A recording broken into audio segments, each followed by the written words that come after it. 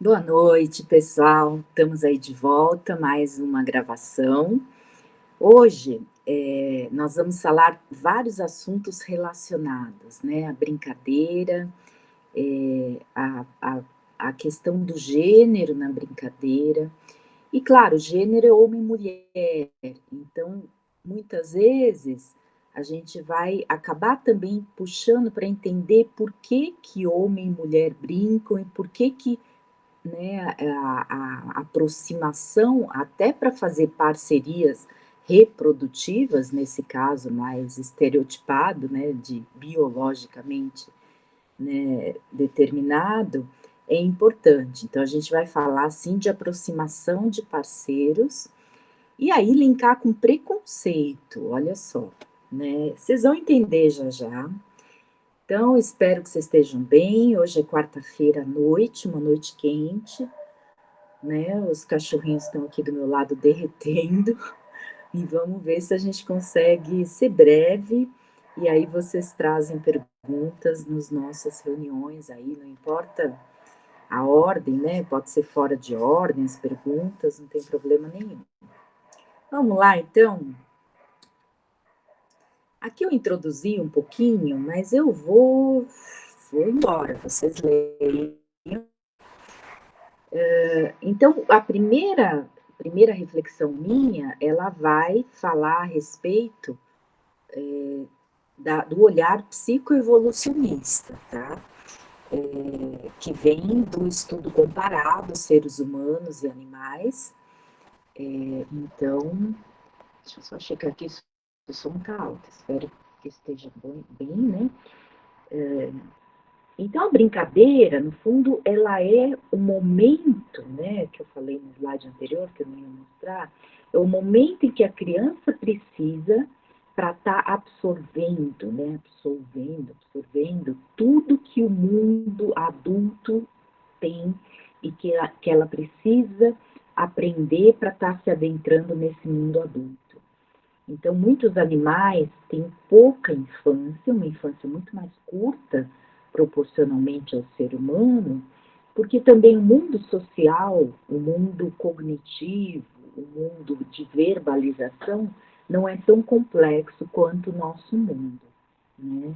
Então a criança observa, aí ela vai lá e brinca, ela vê lá, teve lá uma briga no jogo de futebol, aí ela pega os bonequinhos dela em casa, começa a brincar, reviver aquela briga, né? E aí vão assimilando, né, valores, assimilando maneiras como um lidou com a briga, como o outro lidou com a briga.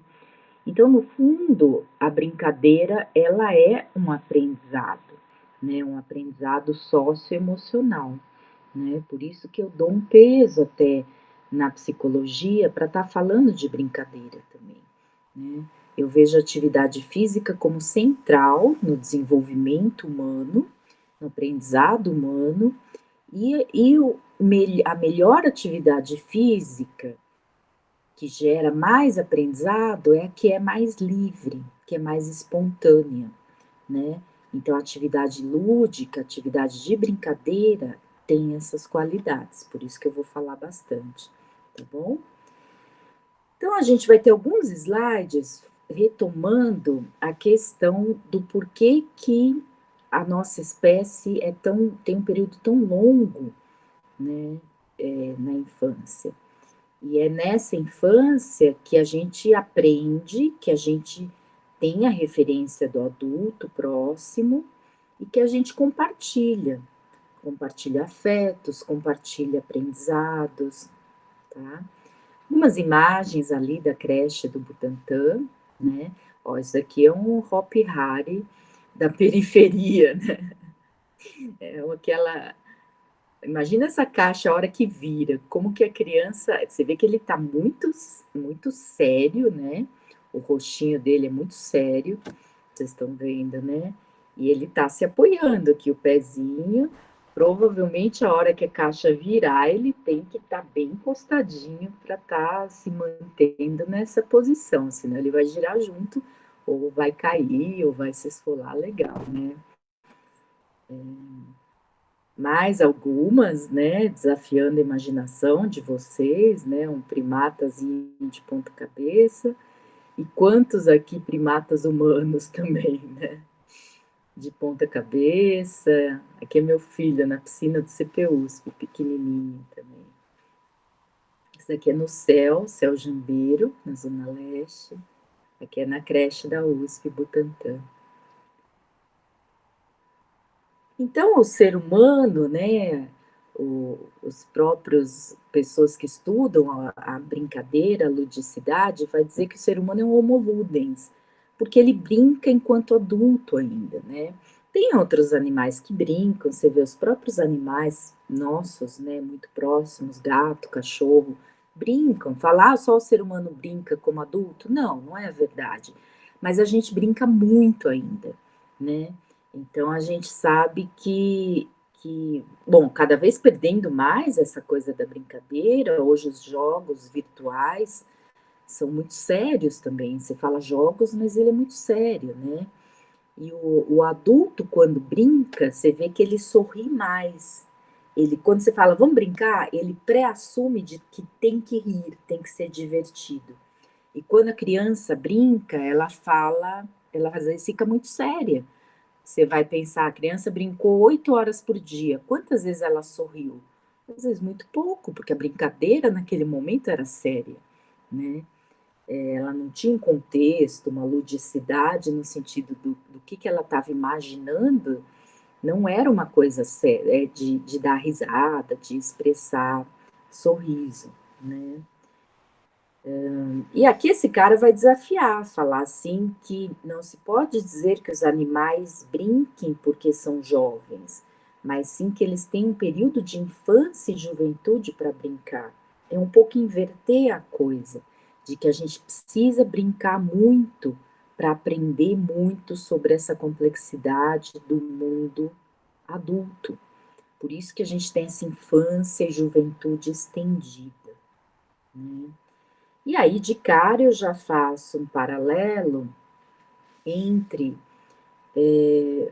o jogo, o lúdico, a brincadeira e a atividade física. Eu acrescentei aqui um significativa, porque nem sempre a atividade física tem um sentido para a própria pessoa que faz, né? Então, quando ela é significativa, ela vai ser mais espontânea, ela vai ter mais expressividade.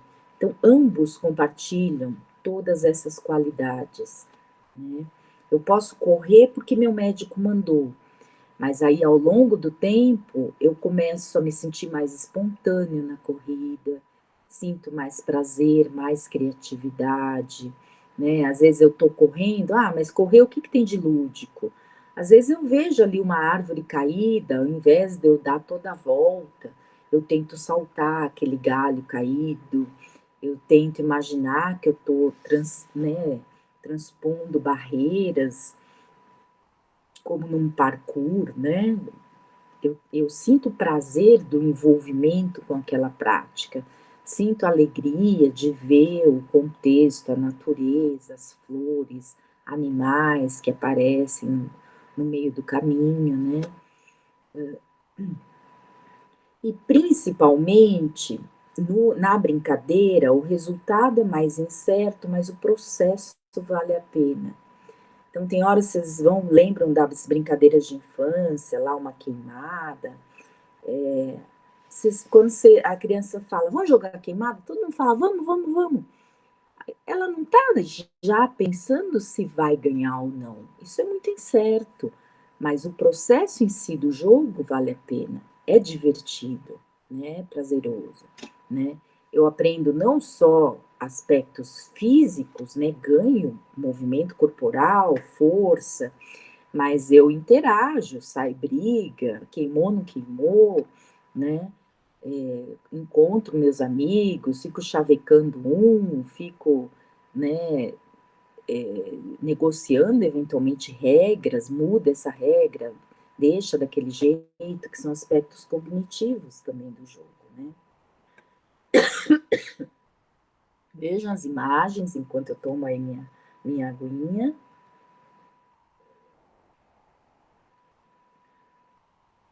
Parece que os esportes radicais, eles trazem um pouco desse incerto, né? Mesmo com uma super segurança, eles trazem um medo de algo incerto, né? Do perigo. E aí vem animais, né? Adultos brincando até com outras espécies, né? Uma mamãe e um filhinho brincando. Esse eu já mostrei lá atrás no apego, lembra? Quando falamos de criança. E eu queria mais era retomar, então, numa cultura mais ocidental, São Paulo, por exemplo, a gente brinca muito com a criança de linguagem, às vezes, né? Tem um balbuciar mais com o bebê, né? Falar o baby talk com o bebezinho, né? Oh, que bebezinho bonitinho, onde você vai, meu filho? Estou imitando assim, né?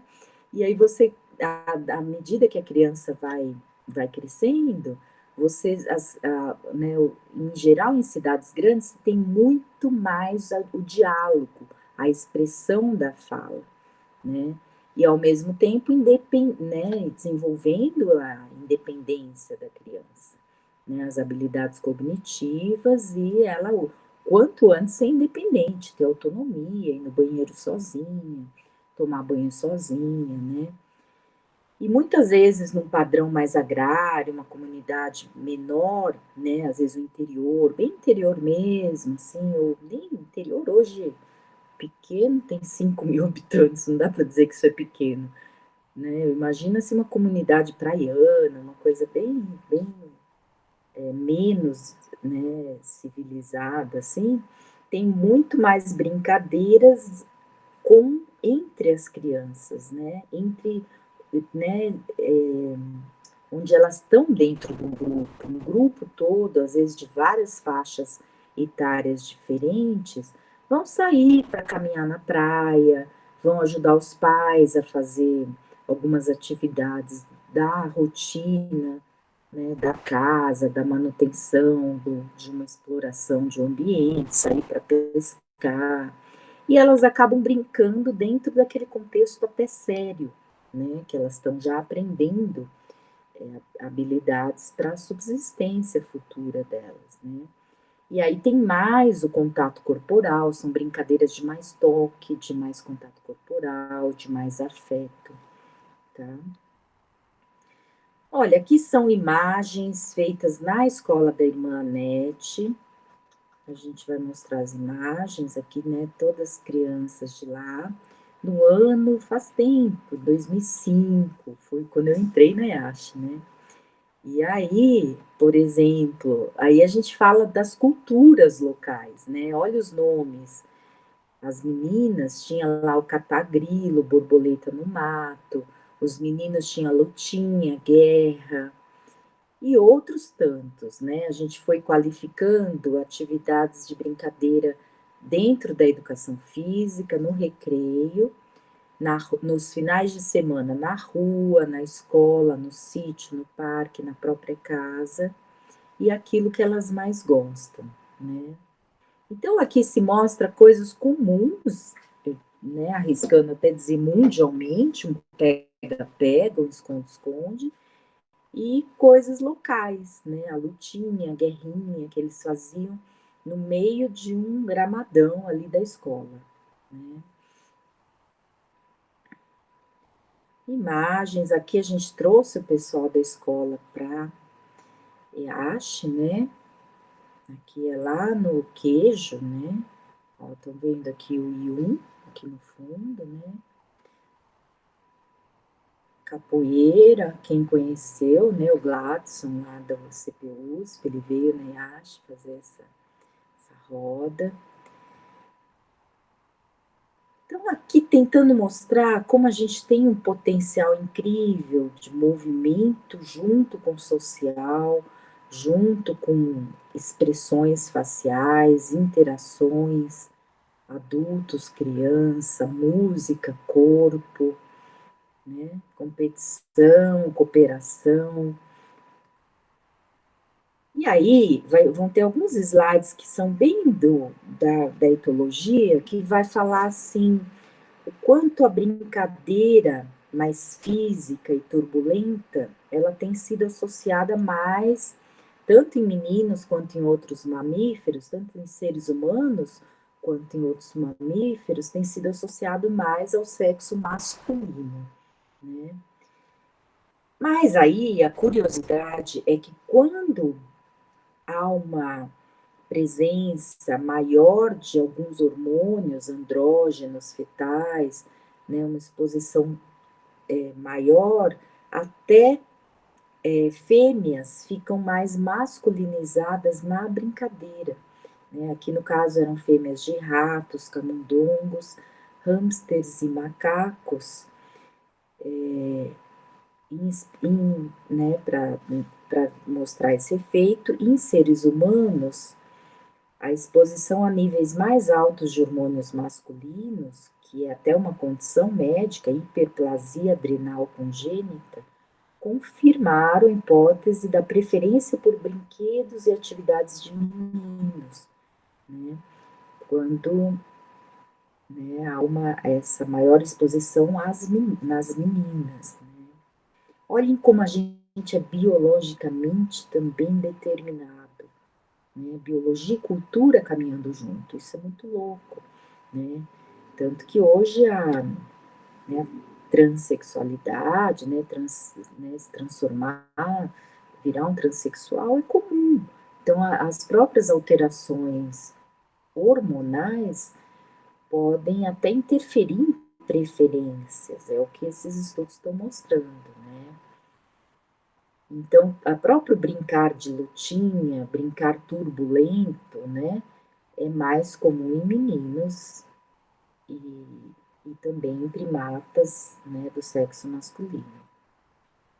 As meninas, em brincadeiras de faz de conta, vocês lembram faz de conta, né?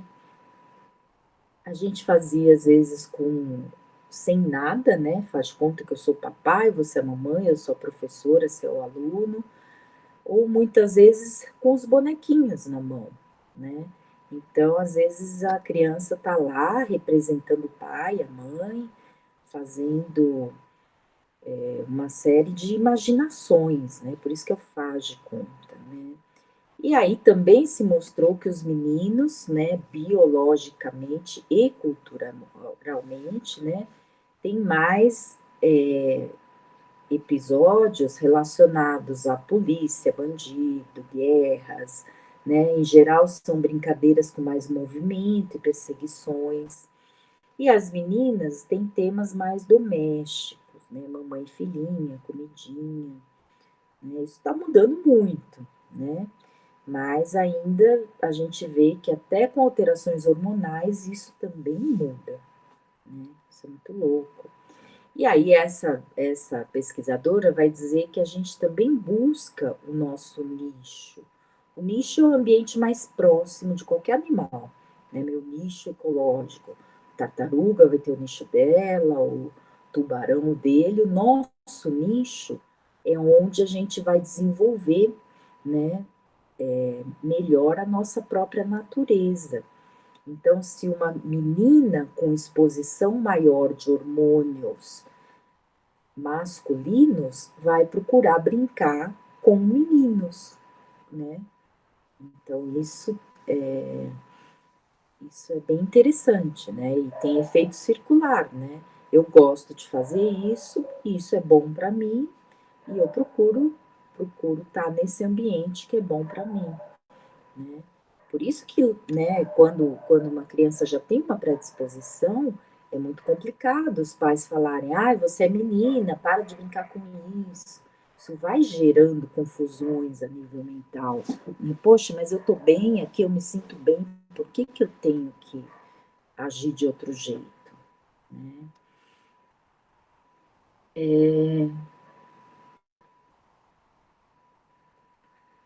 Agora, curioso é que desde cedo a menina, né, a mulher já tem uma tendência a controlar a sexualidade, né, porque ela é visto como algo de muito risco, num certo sentido, né?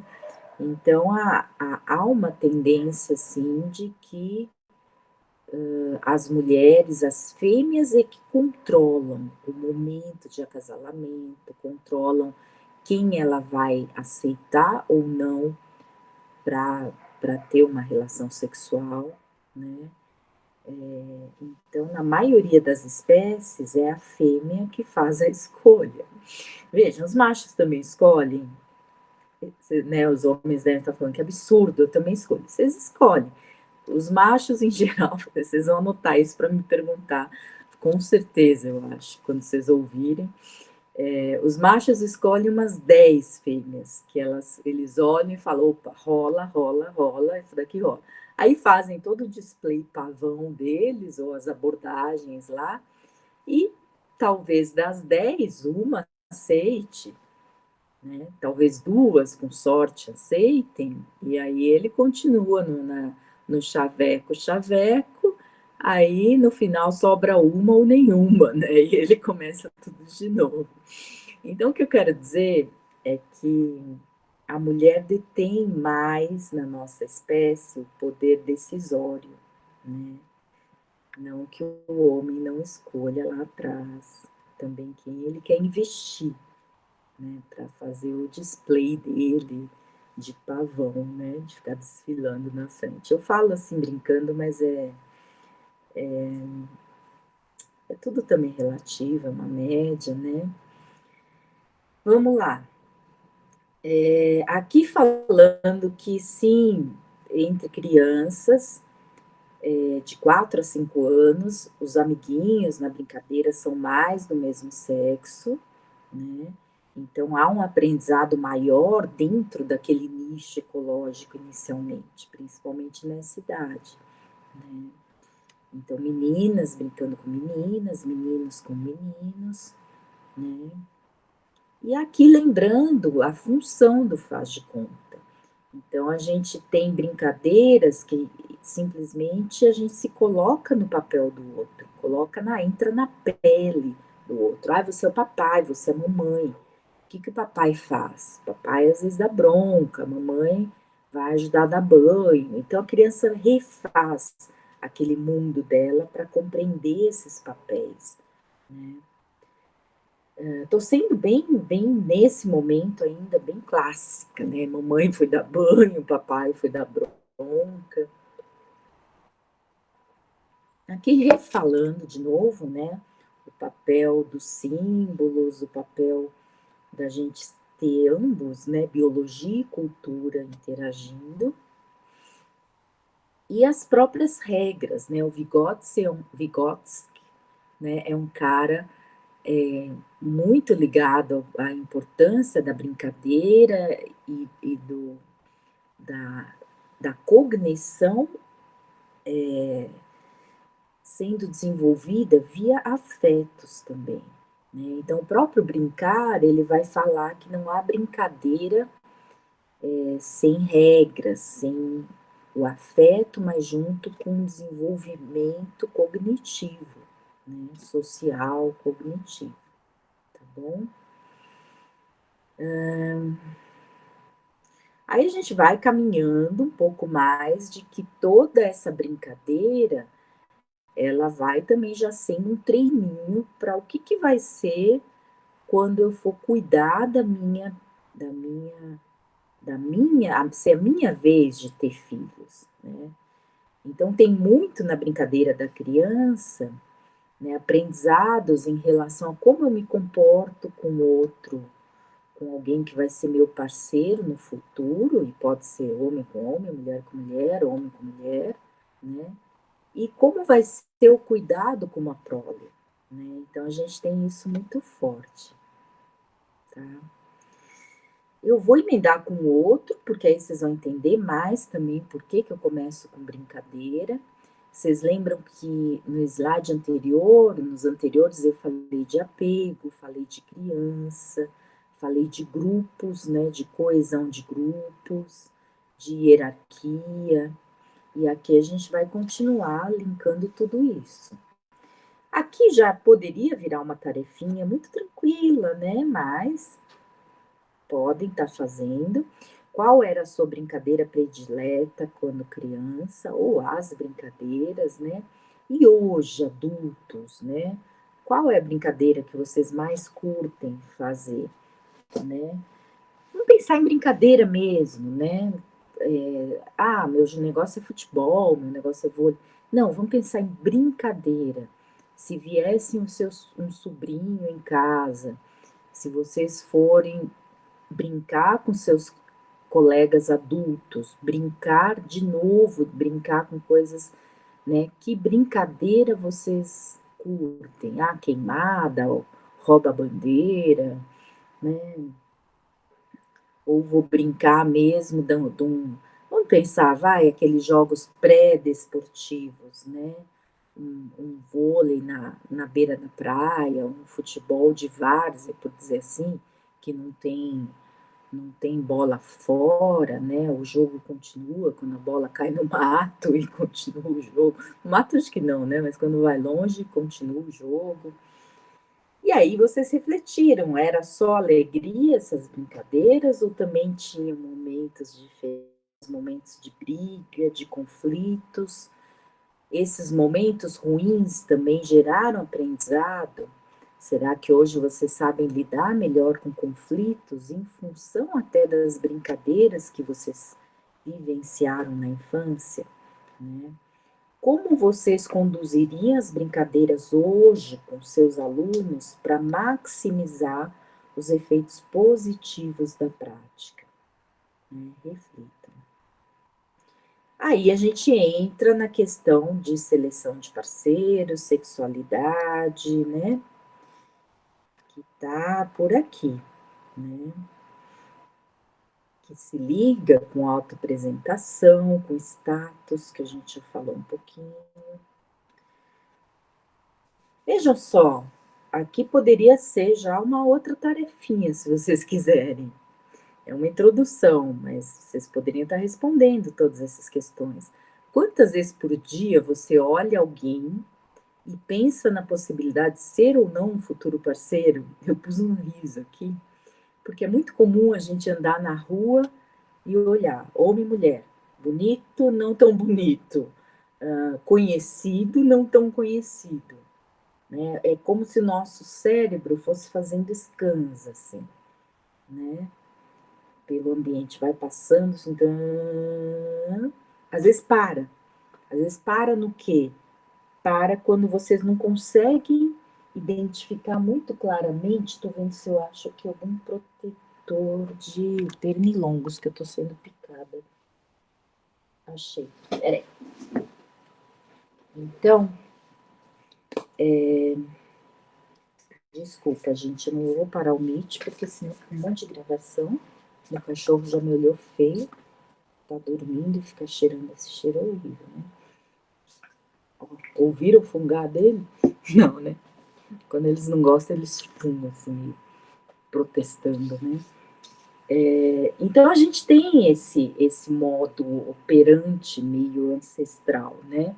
O ancestral basicão seria inimigo, amigo, né? Alguém da minha tribo, alguém da tribo inimiga, né?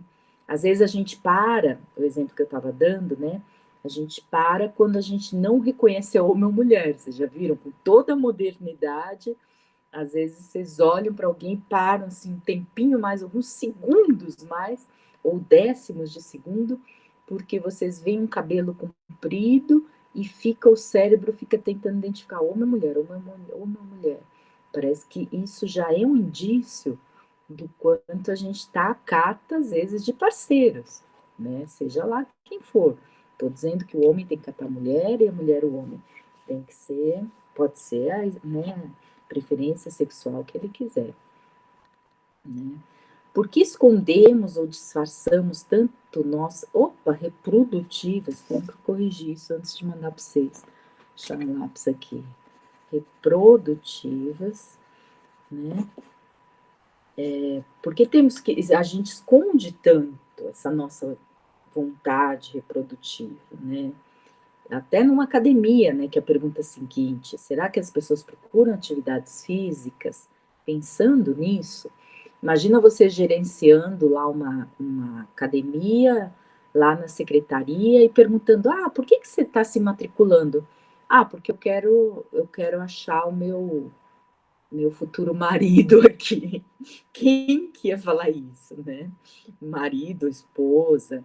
Não, eu quero ficar com alguém, eu quero achar uma namorada aqui, eu tô sendo muito conservadora, né? Eu quero ficar com umas pessoas aqui da academia. Então, é raro a gente falar isso. E, no fundo, a gente sabe que o atrativo estético das academias é muito forte, seja lá na idade que for, né? Criancinha, claro que não, né? Mas a partir da adolescência já começa essa preocupação de autoapresentação. Natural, saudável, sem problema algum, né? Como aproveitar essa motivação e ampliar para uma consciência maior, uma consciência de saúde, uma consciência de autoestima, né? Então imagina que na academia foi lá, arrumou um chaveco e pronto, aí larga a academia, né? Então a gente tem que dar um jeito de transformar essa motivação em algo mais que se sustente, né, ao longo do tempo. Quais cuidados éticos para não me envolver sexualmente com meus alunos?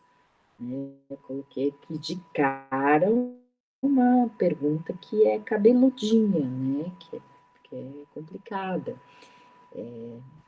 Então, afetivamente, a gente se envolve? Claro, a gente gosta dos alunos, faz parte do ensino ele ter afeto, né? Ele ser cuidadoso, ele ser amoroso, né?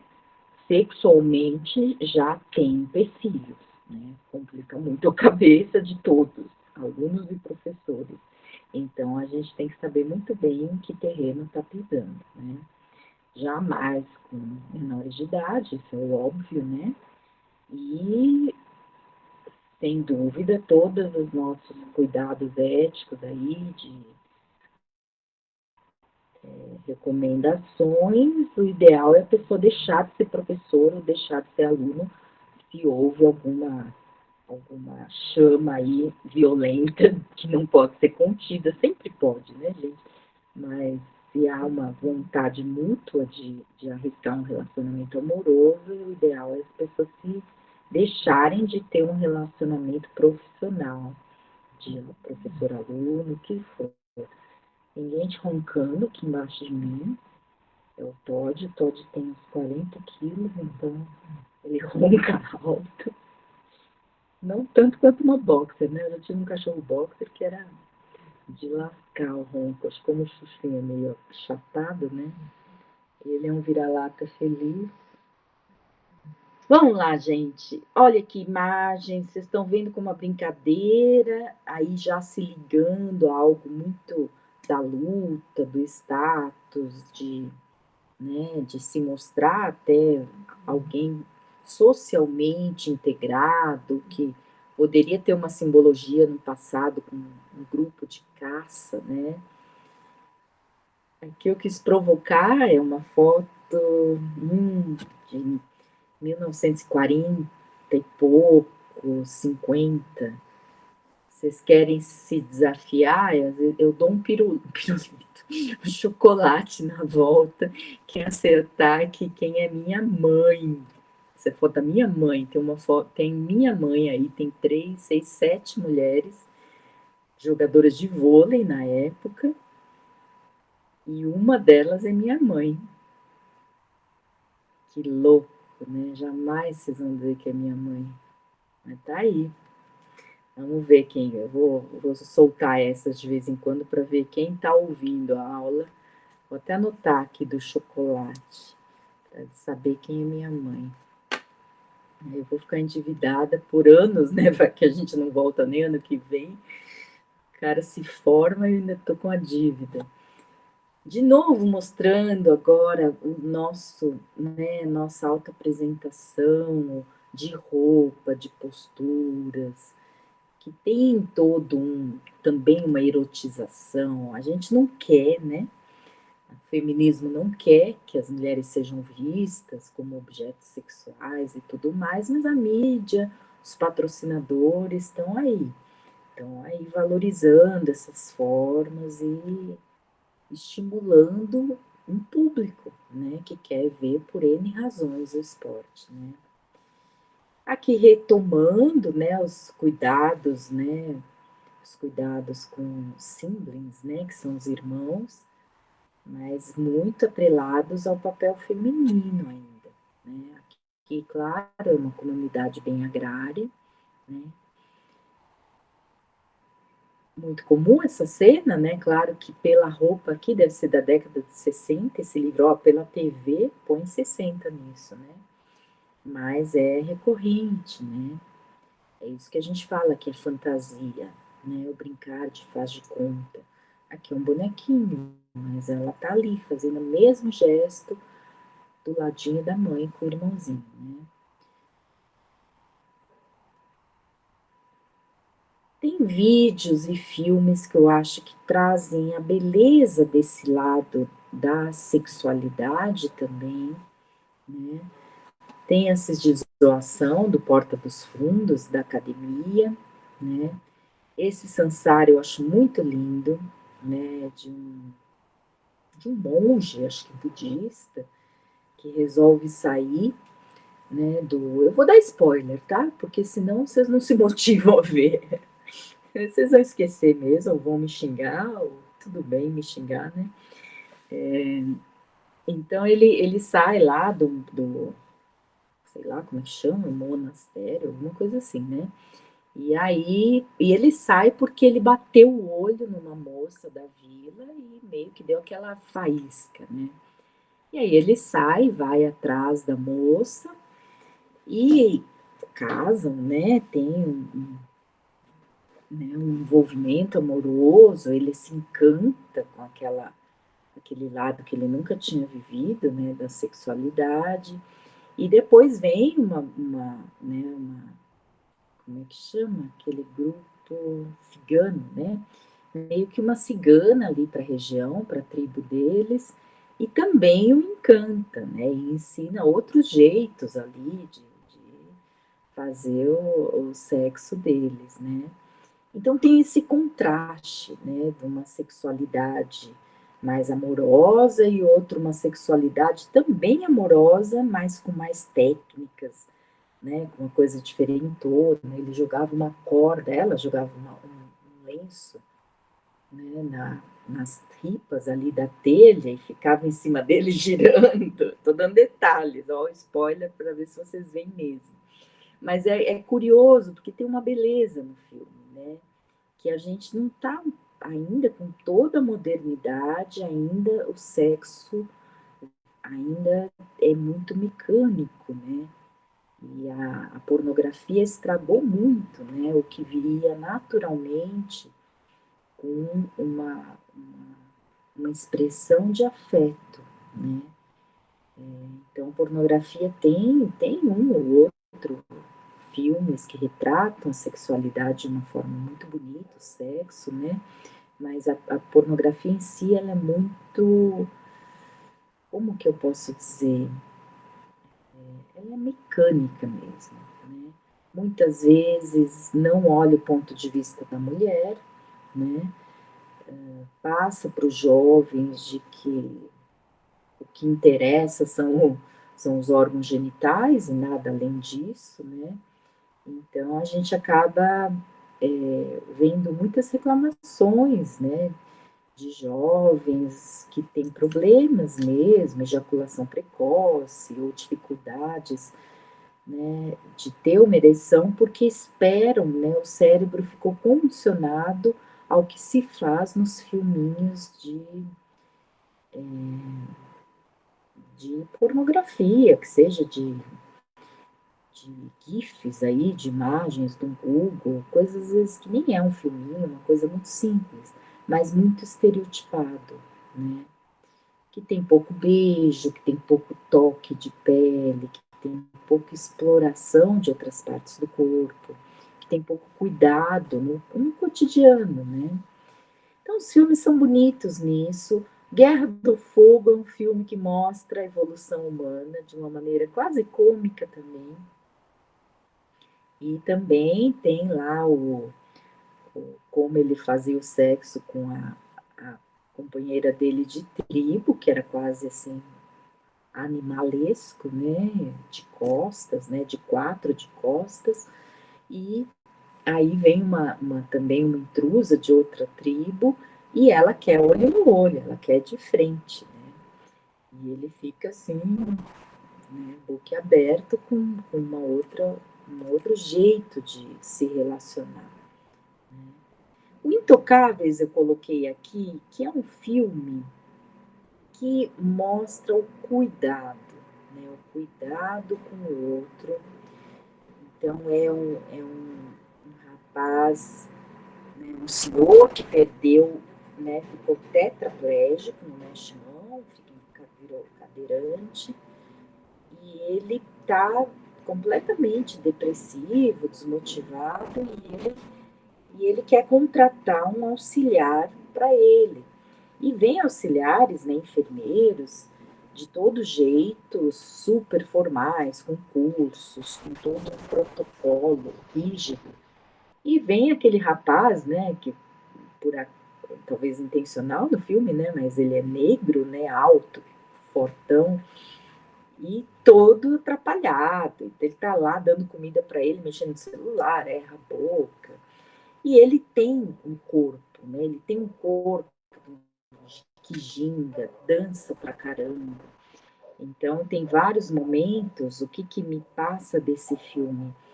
Que ele mostra como a vida, né, estimular a vida, brincar, né, brincar com o corpo, sentir o que o outro precisa, é mais importante do que dar o banho certo, colocar a comida no prato, acertar a boca dele na hora de dar a comida. Então é lindo, porque isso eu também chamo que são as preliminares de uma sexualidade saudável, né? Então eu brinco que o sexo em si, ele é o resultado de todo um dia que teve uma sexualidade ali, né, acontecendo entre um casal saudável, né? Então, cuidado, foi caminhar junto, foi para academia, não tratou o outro como um objeto durante o dia, não foi grosso durante o dia. Tem gente que trata o dia inteiro o companheiro, né, de um jeito estúpido e depois que é na hora do sexo ser super afetuoso. Então parece que não tem muita coerência, né, quando isso acontece. E quando o dia inteiro foi doce, foi cuidadoso, foi atencioso. Ah, você tá triste? Vamos dar uma volta de carro, né? Vamos ouvir essa música, vamos dançar. Então tudo isso já são preliminares, né? Então a sexualidade, ela é algo do cotidiano, né, que termina com, às vezes, o sexo no final da noite, e é simplesmente uma cerejinha ali no bolo, né? O bolo todo foi sendo, né, degustado ao longo do dia, né? Aqui para provocar vocês, né? Olha que coisinha linda, olho no olho de frente, e o que que tem aqui? Duas fêmeas, bonobos, né? Bonobo é outra espécie que não é dos chimpanzés, mas muito parecidas. Vejam que foto linda, né? Sorrindo, brincando, né? Então, gente, eu ponho aqui um monte de reflexões tão meio, tão meio misturadinhas, porque isso daqui foi coisa falada em aula, quando a gente tinha aula presencial, né? Então, tem coisas que tá meio solto mesmo, isso foi parte de uma discussão e eu quis registrar. Vocês perguntem o que vocês não entenderem, mas eu acho que eu já fui falando, né? Até explicando nesses vídeos de filmes, acho que vocês puderam entender mais como eu estou percebendo essa conexão do brincar, e aí brincar com o corpo numa sexualidade e numa parceria, seja lá que parceiro for, homem, homem, mulher, mulher, homem, mulher. O nosso corpo, é claro que é uma forma de autoapresentação, né? Então, não há problema nenhum nisso, ter um corpo bonito, malhar para isso. O problema é quando eu uso esse corpo, né, como um objeto, né? Então, eu não vou procurar o outro a partir de qualidades, a partir de. Eu vou procurar o outro pelo corpo, só pelo corpo, né? E muitas vezes me aproprio do corpo do outro, né? Então aí vem a coisa da hierarquia, vem a coisa da superioridade, né? Isso é bem complicado, que as feministas falam que é transformar, às vezes, o corpo da mulher em um objeto, né, para o homem, né? Então, o homem, como tradicionalmente tem mais poder do que a mulher, ele já assume de que se ele casa, se ele namora, o corpo da mulher é dele, é uma posse dele, né? E na verdade não há um relacionamento saudável, né, não há hierarquia, não há dominância, não há um dono do outro, né? A mulher é santa nisso? Não, a mulher também controla no sentido de que quando ela vai dar o sexo, quem decide o momento de dar o sexo é a mulher. Se a mulher falar não, é não, né? Tem homem que fala, ei, essa daí é difícil, só uma vez por semana, né? Homens casados. Ah, não, a minha 3 vezes por semana. Ficam comparando, a minha uma vez por mês. E vai, então tem todo um jogo. Isso não é um sinal de não saudável, de nada disso. Às vezes não dá o sexo, né? Estou entendendo bem, né? Mas tem todo um cuidado, uma cumplicidade, uma parceria ao longo de um mês inteiro, né? Mas a mulher é que cabe essa decisão. Hoje eu dou, hoje eu não dou.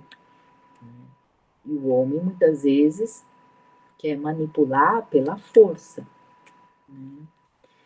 Então tem um jogo complicado, mas para haver igualdade é muito importante que haja diálogo, haja afeto e respeito, né? O que temos aqui?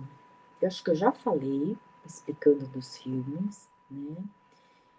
Tem gente que associa, claro, né? O corpo, o sexo tem um lado corporal, claro que tem.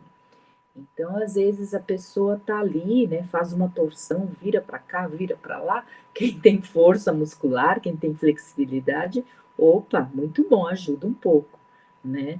Isso não quer dizer que a cabeça esteja em ordem, né? Então, nesse trecho aqui, eu estou tentando falar do quanto a nossa cabeça também tem que estar trabalhada para se expressar livremente, para conseguir transmitir os afetos através dos gestos, através do corpo, dos toques, né? Em média, essa frase pode ser muito debatida entre vocês, né? Quem ensina mais a maneira mais afetiva de se relacionar sexualmente é a mulher, em geral, tá? Então, o que eu quis mostrar aqui foi da gente também desmistificar que a sexualidade, todo o nossa, né, o relacionamento entre as pessoas, ele tem que ser ampliado além dos órgãos genitais ou das partes erógenas tradicionais, né, seio e tudo isso, né? A beleza até do que a gente pode trazer enquanto atividade física é essa consciência corporal, né? É perceber, a pessoa perceber como o corpo todo está integrado, né? Eu lembro do pessoal das neurociências falando de pessoas que perdem, né, a sensibilidade da cintura para baixo e, eventualmente, o parceiro beijando a nuca, beijando essa região, que é muito sensível, fazia com que, né, a pessoa cadeirante ali tivesse até um orgasmo a partir do estímulo na nuca, né? Olha que coisa incrível, né? Então, isso mostra como o nosso cérebro é muito maleável, como a nossa sexualidade ela é estendida, né? E o agente, por trabalhar com o corpo, poderia estar indiretamente ou diretamente ajudando nessa percepção corporal e nesse desmistificar, né? E, infelizmente, eu vejo que muitos na nossa área fazem exatamente o contrário, né? Tem medo de tocar aqui, tocar ali. Claro que tem que ter o consentimento, tem que ter o respeito, mas até num jogo a gente percebe o machismo, né? A necessidade de se mostrar dominante e extremamente masculino inibe com que os próprios homens, né, explorem o corpo, o toque, o afeto de uma maneira saudável, né? E aí a gente poderia, a partir daqui, refletir relacionamentos, corpo e propriedade, ou corpo e liberdade, expectativa sem fim ou viver o momento, afeto, né, como um corpo, como um todo, ou desejos de um corpo, né? Romantismo, afetividade ou técnica em matéria, sexualidade sem hierarquias ou hierarquias corporais. Estão vendo esse ou qual é o sentido? Né? Continua, né? Eu vou pensar no presente ou apenas carinho e atenção. Não é presente, aqui presente de presente mesmo, de gift, né? Não é gifts, hein? É gift, agora é presente, mas em inglês. Construir via presentes ou apenas carinho e atenção, né? Então a gente está muito condicionado, né? Tô namorando, vou ganhar um presente no Dia dos Namorados, né? Por que que a gente não valoriza, né, mais o que não é material, né? O tempo que o outro vai dar, o carinho, a atenção que ele vai dar naquele dia, né? Competimos com o parceiro ou buscamos uma vida igual, pacífica, né? O pessoal brinca, parceria, casamento tem que ser 1 a 1 ou 0 a 0, tem que ser, né? A gente na nossa área tem, né, comum, se eu fizesse um teste de nível de competitividade entre vocês, vocês iam ver que vocês têm um altíssimo nível de competitividade em relação a outras áreas, né? Então, o esporte carrega isso. Difícil o esporte não ser competitivo, né?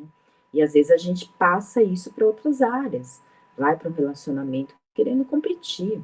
É desgastante, né? Às vezes você vai competir quem lava melhor a louça, você vai competir quem limpa melhor a casa, você vai competir quem ganha mais, vai competir quem é mais forte, quem é mais isso, quem é mais aquilo, né? Isso é desgastante, né? Às vezes mudar o outro para o meu bem ou para o bem do outro, né? Relações entre homem e mulher ou entre seres. Hoje, né, a juventude está vindo legal com essa cabeça. Não, eu não quero nem falar se eu sou homo ou se eu sou hétero. O que vier na minha frente eu gostar, eu fico, né? Não preciso nem definir se o outro é homem ou é mulher também, né? Isso é bem bonito, né? Espero que vocês entenderam isso, né? Não estou me referindo a objetos, nada disso, não é? Nem muito menos com coisas que são meio perversas, com animais, com essas coisas doidas, né? Estou falando que não importa mesmo o homem ou mulher, importa uma pessoa, um ser, né, que hoje pode ser homem, amanhã pode, né, fazer uma operação e virar uma mulher, por exemplo, e me ainda eu manter o afeto por essa pessoa. Então, aqui tem algumas coisas dessa área que eu sei que em aula vocês iam ferver, porque pega no nosso cotidiano, né? não tem nada a ver, às vezes, com... Tem um pouco a ver, né? Como eu falei lá no começo, com atividade física, tem a ver com interesses em academia, tem a ver com, sim, que toda a nossa atividade social, ela está inserida entre pessoas, e pessoas de todas as idades chavecam, até o velhinho e a velhinha, né? Pode, às vezes, não ir sem um Viagra, às vezes não vão às vias de fato, mas existe uma, uma sedução também muito bonita, né? Ou não, depende do cara, né? Depende dos dois. Eu tô aqui sonhando, né? Saber dizer não, aqui já vem a coisa da posse, né? Do ciúme, do respeito, da manipulação, que a gente poderia discutir, e da rejeição. Ai, meu namorado me deu fora, ai, eu quero quem não me quer. Né? Então vem toda uma reflexão que a gente faria em aula, que tem muito mais sentido, né?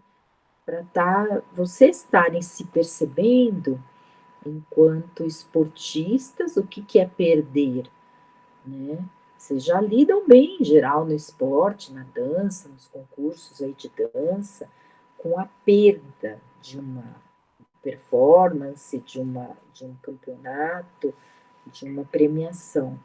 E o que é a perda de um parceiro ou de um chaveco que escolheu o outro e não você, né?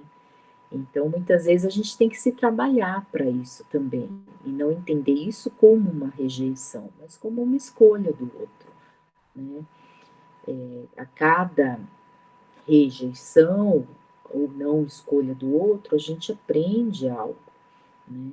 Quando a gente usa o termo até rejeição, a gente já está julgando, né?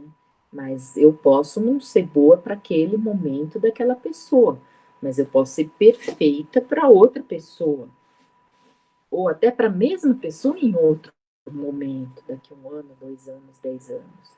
Né? Então, tudo a psicologia nos ajuda a estar refletindo isso que mexe tanto com a gente, que são os relacionamentos, né, afetuosos. Tá bom? Imagens aí para vocês. E aí vem a questão, vai chegar lá, ainda tem um pouquinho antes, a questão dos preconceitos, né? Então, no fundo, um olhar mais biológico vai dizer assim, de que não há diferença entre homens e mulheres no sentido de superioridade e inferioridade, de jeito nenhum. Tanto que homens e mulheres evoluíram um em função do outro, né? Claro que há muitos graus de liberdade entre o ser humano, né? E há muitos exemplos relacionados à sexualidade, né? A própria, né? Ser homo, ser hétero, né? Já é um grau de liberdade, né? E animais têm, sim, homossexualidade, né? Não é muito comum, mas existem pelo menos 300 espécies, a última vez que eu joguei no Google, né? E isso é parte da nossa natureza também. Dê uma pausa porque isso eu vou falar já já, tá bom? Com mais detalhes.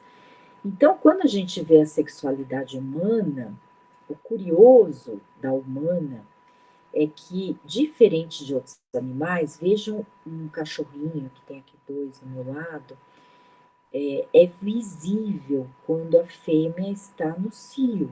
Ela fica com aquela, né, aquele órgão genital mais inchado, né, tem um odor forte, né, que os cachorros sentem de longe, né. A fêmea humana, é exatamente o período fértil, ele é escondido, né? Vocês vão falar menstruação. Menstruação não está fértil. Exatamente é o momento que ela não está fértil, né? Então, o que tem de características do ser humano? Né? Ele tem uma predisposição a monogamias, porém, se a gente olhar as tribos mais ancestrais, são monogamias cíclicas. Então, eu fico com um parceiro por exemplo, por 5 anos, um pouco mais, 6, e aí mudo e vou para outro parceiro. O que que a evolução teoriza, né, sobre isso? De que é o período que que a gente fala em amor e paixão, né? Que a paixão é mais forte e é o período em que, no período ancestral, começou a transar, já vai vir filho. Não é assim? Não tinha anticoncepcional, camisinha. Então, seria o período de 5, 6 anos de um filho, que é o período numa selva de muito perigo para a criança, né, para o bebê morrer. Né? Então, ele está mais suscetível a predadores, a doenças, né? A dependência forte da mãe para amamentação e tudo isso. Então, se não tiver um casalzinho muito próximo, apaixonado, né, que se une, a mulher está lá, acabou de parir, o macho vai lá, traz comida para ela, né, cuida do filho, protege de um animal que vai ameaçar os dois, né? Então é como se a monogamia ela fosse essencial naquele período em que mãe e filho estão mais vulneráveis, né? E por que a sexualidade estendida, né? Isso quer dizer, linkando aqui com a ovulação silenciosa, de que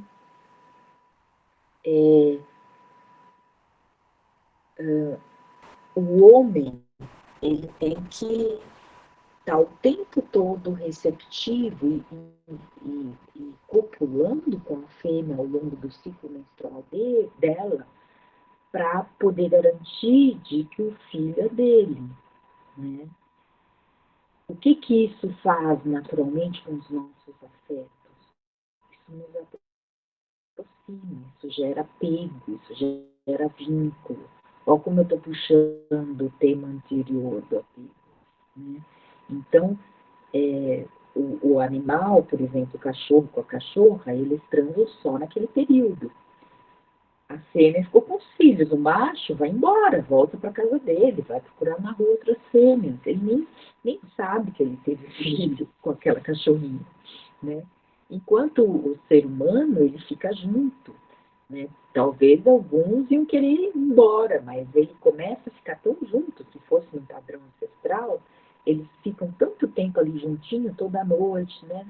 Que eles criam esse vínculo. E isso é fundamental para criar esse filhinho tão dependente, que brinca por tanto tempo, que precisa ter essa imaturidade, esse tempo tão longo de criança, para poder aprender a nossa cultura e a sobreviver no ambiente.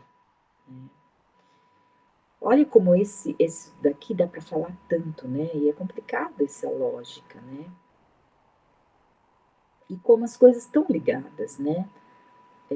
O emocional e o cognitivo e a sobrevivência estão muito conectados, tá bom? Na seleção sexual, acho que eu já falei isso, os homens competem entre os homens, né? Principalmente mostrando mais sinais de masculinidade, e as mulheres competem por homens, sim, escolhendo quais elas vão procriar.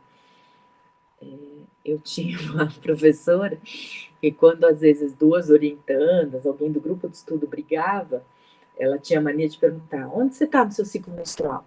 Ah, vocês duas estão de TPM.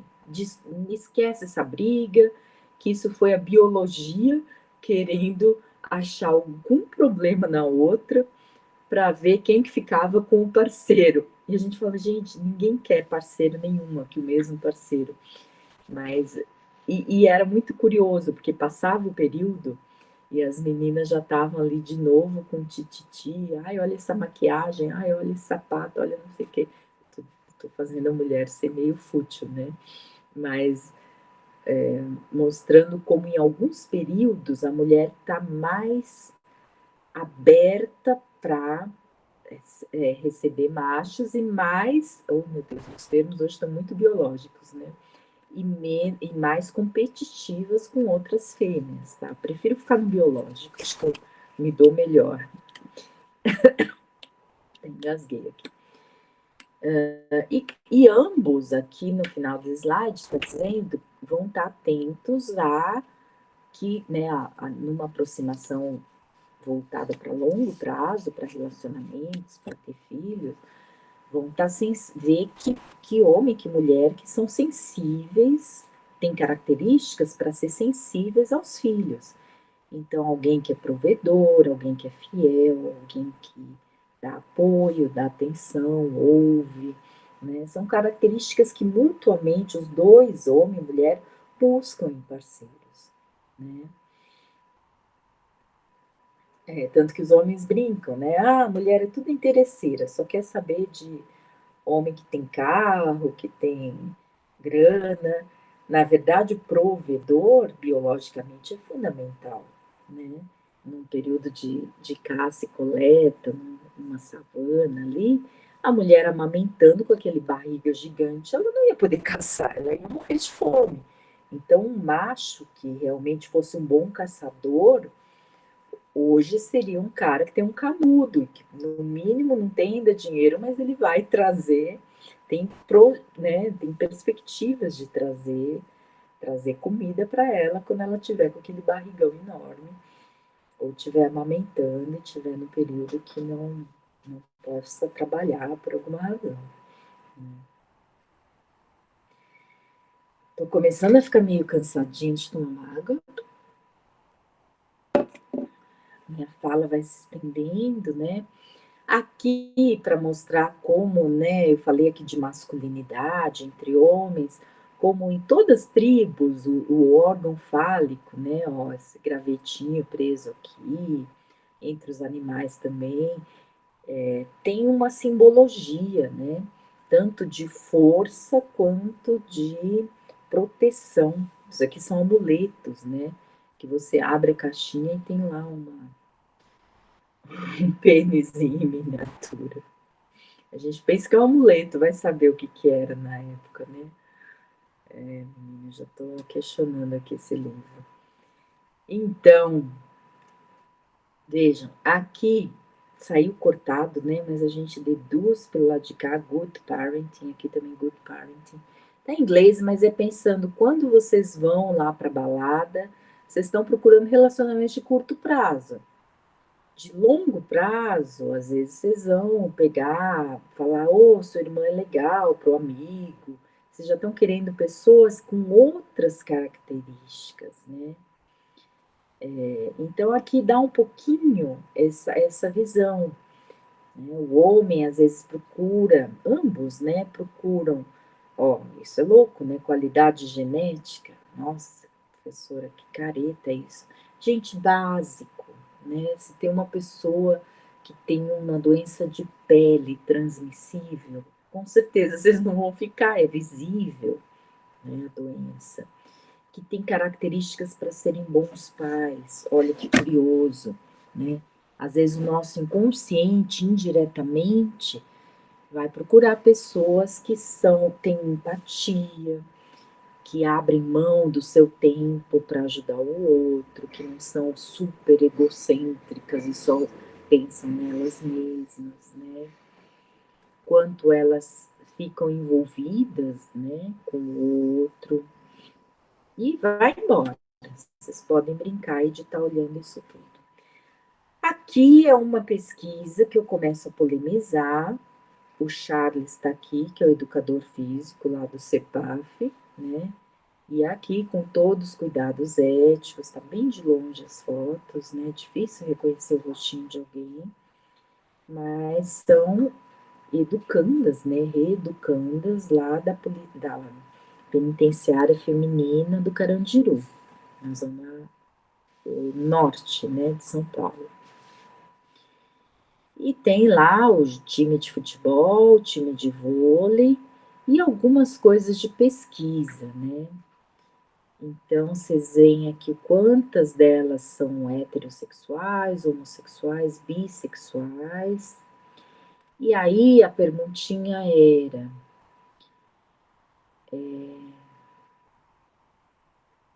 vocês têm alguma alguma, cadê?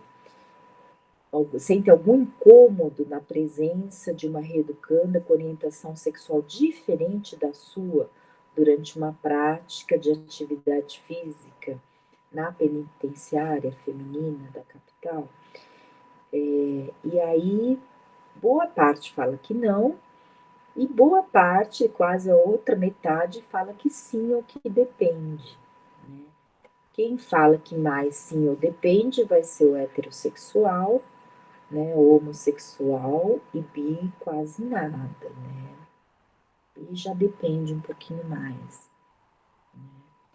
Outra perguntinha, se influencia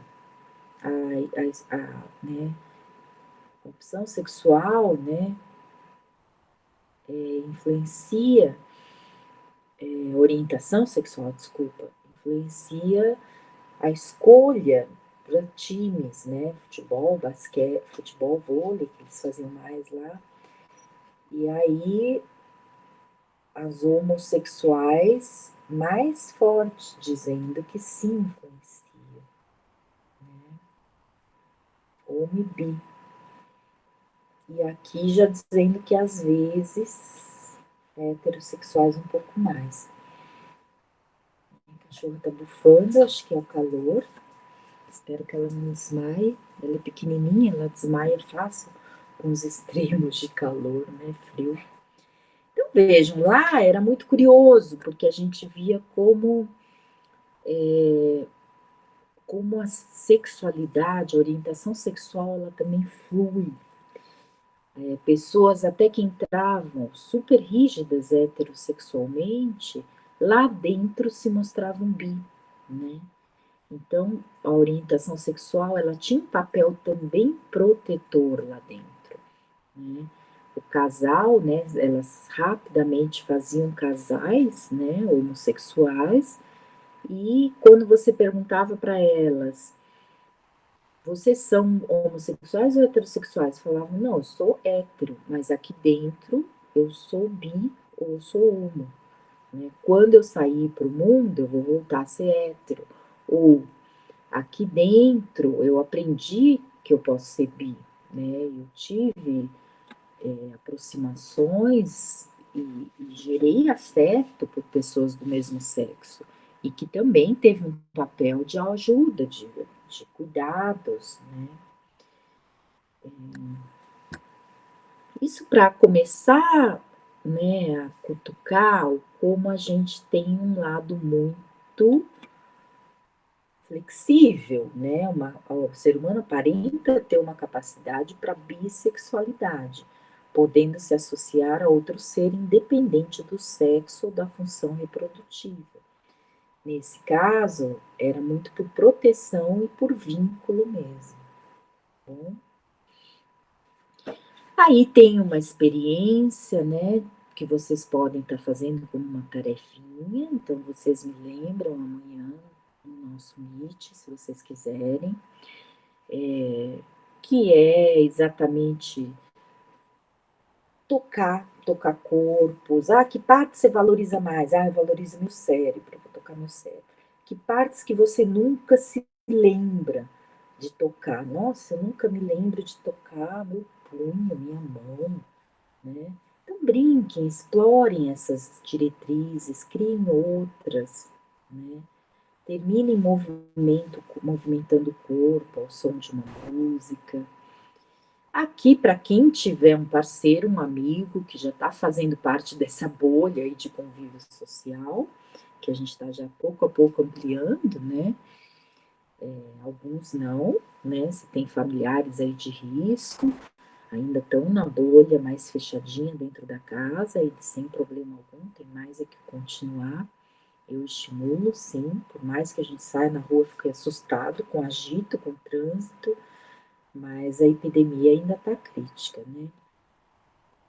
Mas quem tiver alguém, aqui explorando um pouquinho mais, né, o corpo do outro, ainda de uma maneira não erógena, não sexual, ainda não. Esse ainda não vai ter mais para frente algo um pouco mais caliente, não vai ter, mas eu estou só dizendo que é dentro da regra de sem tocar genitais e nem seios, tá? Então, aqui era exploração, né? E muito mais para a gente se avaliar. Por que que eu não me entreguei mais à tarefa? O que que me vinha na cabeça, né? Quais foram as minhas barreiras? Tudo num olhar de autoconhecimento, tá bom, gente? Olha, eu vou continuar, mas eu vou pegar meu xaropinho. Eu começo a ficar cansada e a cabeça vai doendo, né? Então, eu tenho que dar umas pausas, mas acho que agora tá quase. Preconceito, exclusão, implicações no esporte, exercício. Tá? Vamos lá. Comecem lendo.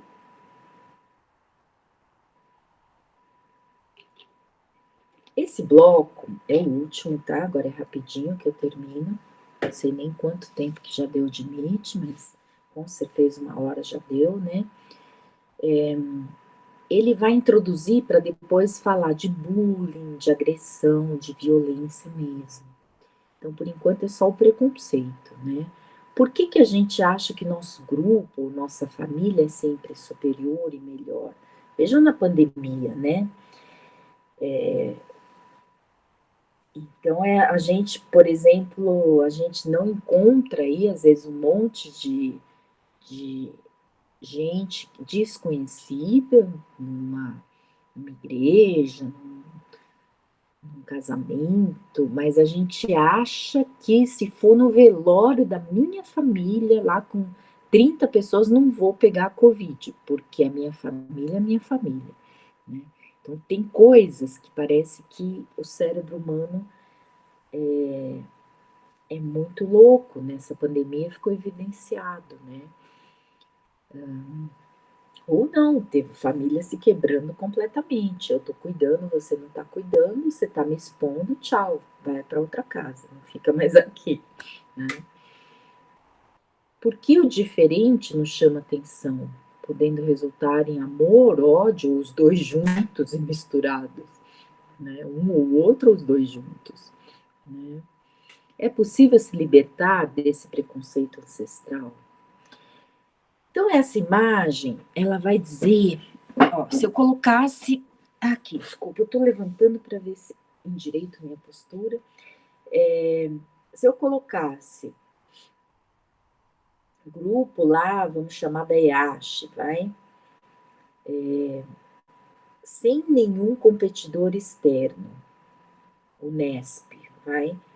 Aqui vocês iam começar a competir internamente. Ai, porque o fulano fala isso. Ai, porque a ciclana é muito chata. Ai, porque o fulano fez isso.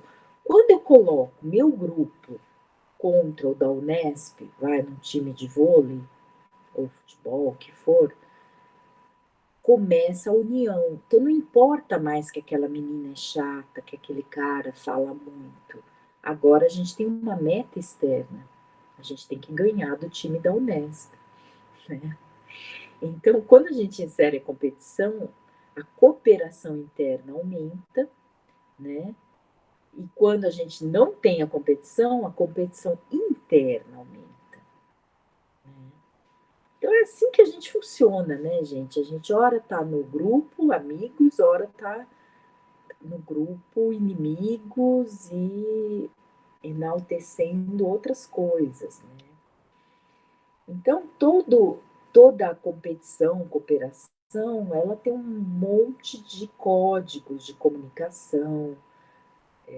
E aqui vocês vão entender melhor, né? Ó, lá Brasil, né? Não importa que esse e essa se desentendiam. Quando tá lá com o nome Brasil, a gente está junto na mesma meta.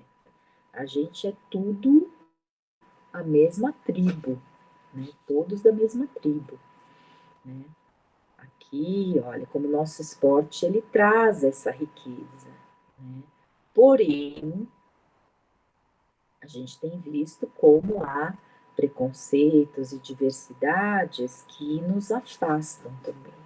Às vezes em coisas mais típicas, que a gente tem ouvido muito, desde, né, cor de pele, etnias, classes sociais, assim como habilidades motoras diferentes, formas corporais, ou muito magra, ou muito gorda, ou nada atraente, ou muito tímida, e a coisa da orientação sexual, masculinidade, feminilidade, né?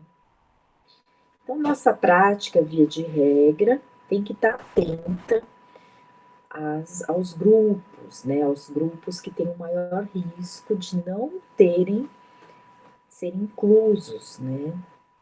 Pessoas portadoras de deficiência. Então, aqui a gente listou um pouquinho, alguns tem mais N, né? Alguns eu já falei, pode ter das tribos até quem é esportista, roqueiro, surfista, times, na nossa área é muito forte, profissões, né? Com os preconceitos, estereótipos, né? E aí aqui já vai vir toda uma olhada, né, na questão das orientação sexual, né? Então hoje sexo ainda existe, a gente só usa gênero hoje, mas ainda existe, gente, homem, mulher e outros, né? Mas isso é mais biologicamente determinado, né? Na biologia existem cerca de 20 e poucos sexos, tá? Não é só homem e mulher. Então, tem N variações de mulher com níveis hormonais X, às vezes o intersexo, que vocês sabem, né? Que tem, às vezes nasce tanto com pênis quanto com uma vagina. No passado, eles cortavam o pênis rapidinho no nascer, né? Muito cedo, e a criança nem sabia que ela tinha um pênis. E aí tem aquela confusão, às vezes hormonalmente tem uma alteração, como a gente falou lá atrás, no bloco de brincadeira, e quando a criança se manifestava, tinha ficado só a vagina e ela tinha todas as características de um homem. E aí já era, né? Hoje os médicos adiam quando acontece isso no nascimento, exatamente para esperar a criança manifestar se ela tem uma identidade maior com gênero masculino ou feminino. E aí vem o gênero, né, masculino, feminino, andrógeno e outros tantos. E aí vem a orientação sexual, que é o grande ainda tabu, que ainda dá muita polêmica, né? Principalmente por conta das religiões conservadoras, né?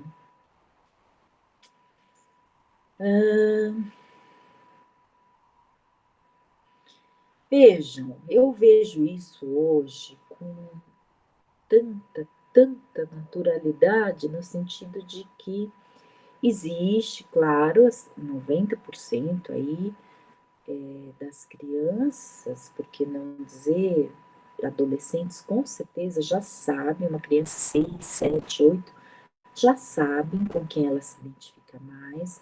Na adolescência percebe quem atrai mais ela sexualmente, né? Pode ser bi, né? Às vezes o bi é muito negligenciado, quantas pessoas são bi, né? Às vezes o próprio, né, os homossexuais obrigam, né, o bi a decidir, e isso também é um preconceito, né? E o bi muitas vezes tá lá, né? Ele não vai, ou vai ter fases que ele é mais homo, ou vai ter fases que ele vai ser mais hétero, mas ele já se identificou com ambos, né? E isso pode ter ir e vir assim ao longo da vida, né? Eu sonho com o momento em que ninguém mais vai perguntar o que que você é, né? E não vai estereotipar o outro no que ele é, né? Então, hoje eu posso ter um fenótipo, né, uma aparência mais de mulher, mesmo carequinha, né, sem cabelo comprido, eu posso querer, né, que me identifiquem rápido como mulher. Gosto lá do batom, do brinco, da maquiagem, né, mínima, mas amanhã eu posso ter um outro, me manifestar de um outro jeito. E essa liberdade, ela não tem que ser justificada, não tem que ser questionada. Isso é o sonho da maioria das pessoas que estão vendo o quanto uma educação rígida e cheia de crenças pode inibir com que a pessoa seja feliz com a natureza dela do jeito que for, né? Então, aqui nesses slides, tem muita escrita, de novo, estou só vendo quanto que falta, bem pouquinho, acabou. Aqui eu vou falar da minha cabeça meio solta, né, do quanto o preconceito já foi muito limitante na vida de muitas pessoas. Ainda a taxa de suicídio entre gays, entre trans, entre bissexuais é muito mais alta, né?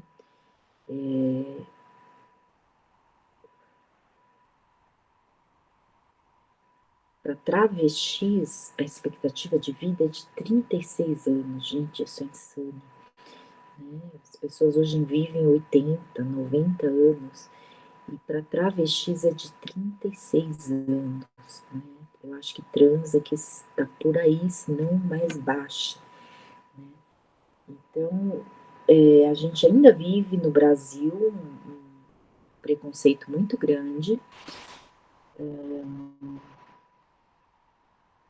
Fiquei feliz com o Papa, né, recentemente falando que o que importa é o afeto entre as pessoas, não importa se é homem com homem, mulher com mulher. Juridicamente, a gente tem muito caminhado, né? Não muito, mas assim, tem caminhado no sentido de poder mudar nomes, poder casar homem com homem, mulher com mulher. Isso é maravilhoso no sentido da liberdade, né? Ué, quem continua, né, hétero não afeta em nada, os direitos continuam iguais, né? Para quem não tinha os direitos foram ampliados, então isso é bem bacana. A gente sabe que eu ter que falar, por exemplo, a minha orientação sexual não afeta em nada o meu caráter, a minha competência enquanto professora, né? E a tendência é que as crianças já estão vendo tudo isso com mais naturalidade, sem preconceito, né? No passado, a gente tem um passado bem perverso, né, no sentido de que se via a orientação sexual que não era hétero como uma doença, né? Então já se viu aí terapias para reverter um gay, né? E tudo isso foi um fracasso, né? Então essa igreja mais conservadora, a psicologia em geral vê como lamentável para a liberdade, para a saúde mental das pessoas poderem se expressar livremente e para ter menos interferência da família, da sociedade por aquilo que a pessoa no seu íntimo sabe o que ela é. Isso não é escolha, né? Na maioria dos casos, isso é sim uma determinação já muito tenra, né? Com 7, 8 anos, já está muito bem definido, né? Tem modismo? Pode ter sim, pode ter gente que tem traumas, pode ter mulher que foi estuprada e não quer mais saber de homem, tudo bem, gente. Então, vão ter N variações dentro desses espectros, né? Hoje a gente tem visto transexuais que estão revertendo operações, né? E tudo bem também, né? Então, o mundo está mais livre nesse sentido. Eu, pessoalmente, fico muito feliz, né? Aqui tem algumas falas de mamãe, né? Fala de um pai, né? Tem uma final aqui que fala: se a identidade dele é essa, de ser gay, será a minha também, em relação a ele, né? Muitos pais falam: meu filho falou que era gay, não mudou nada o afeto com meu filho, né? Mas Isso é maravilhoso, quando os pais têm essa cabeça e deixam a pessoa explorar, né? Agora, se dentro da própria cabeça de uma criança, de um adolescente, tem um conflito, né? Tem uma incoerência, eu penso de um jeito, mas eu ajo de outro jeito, aí a chance de gerar patologias, transtornos mentais é muito grande, é muito sofrimento, né? O esporte, muitas vezes, por ser muito masculino e machista, ele perpetua esses preconceitos, né? Ele inibe, né, esportistas a saírem do armário, né? Ele às vezes estimula, como a gente vê aí, xingamentos, bullying, né? Recentemente tem já acontecido, ainda bem, juízes que têm o pulso firme, né, de parar o jogo, expulsar, da polícia expulsada da plateia, né, dar cartão vermelho para brigas que têm ofensas, né, tanto de etnias, de cor, quanto de orientação sexual, né. Então, o esporte tem começado a acordar para isso, ainda bem, né. Então, todo lugar em que há hierarquia, né, acaba havendo preconceito também, ou seja, a superioridade de um ser em relação ao outro, seja em relação à sexualidade, seja homem e mulher, né, negros, brancos, né. O que, que vocês querem no esporte? Né? O que tipo de profissionais que vocês querem ser? Né? E aí, de novo, bom, tem exemplos ali, né, da luta mesmo do movimento negro, já antiga, brigas, né, políticas, Israel, palestinos, né, e aí, de novo, né, isso aqui vocês vão ver repetido em vários slides. Se eu fosse fazer algo prático em psicologia para vocês, o desafio seria isso daqui, vocês vão fazer um jogo que tenha tudo isso. Né? Vão transformar um esporte que não tenha competitividade, que as pessoas saiam com uma autoestima boa, que elas se comuniquem mais, que elas socializem dentro do esporte.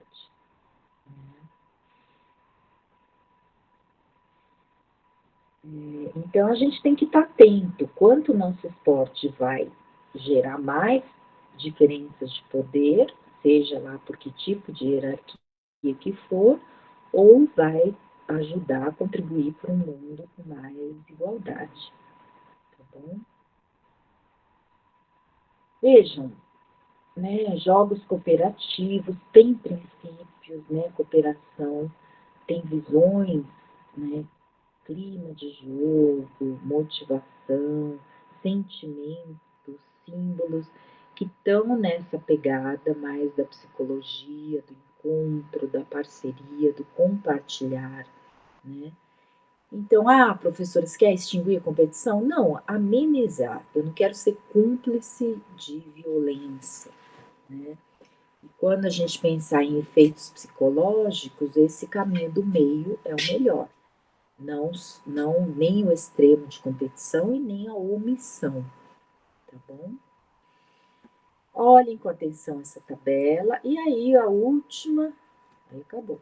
Última proposta de tarefinha seria ver como vocês se comportariam em rixas que aconteceriam numa aula, por exemplo, onde metade da sala é LGBT, metade é heterossexual. Como que vocês iam lidar com rótulos, preconceitos, com conflitos dentro do grupo, tá bom?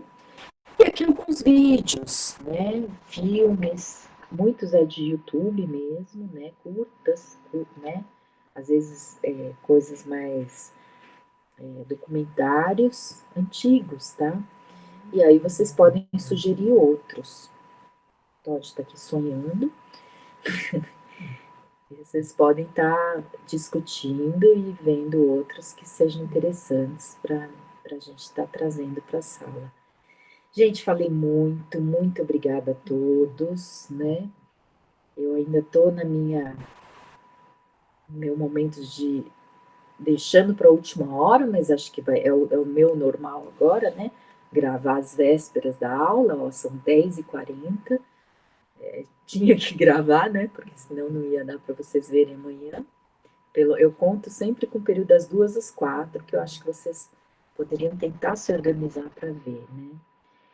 Então, agradeço a todos mais uma vez, espero que vocês anotem, tragam dúvidas e vou interrompendo aqui, tá bom? Um grande beijo, se cuidem, se amem, tratem os parceiros e os futuros parceiros ou simplesmente colegas que nunca vão ser parceiros no sentido afetivo ou sexual, mas parceiros de vida aí, com todo esse cuidado que a gente merece e nossos colegas também, tá bom?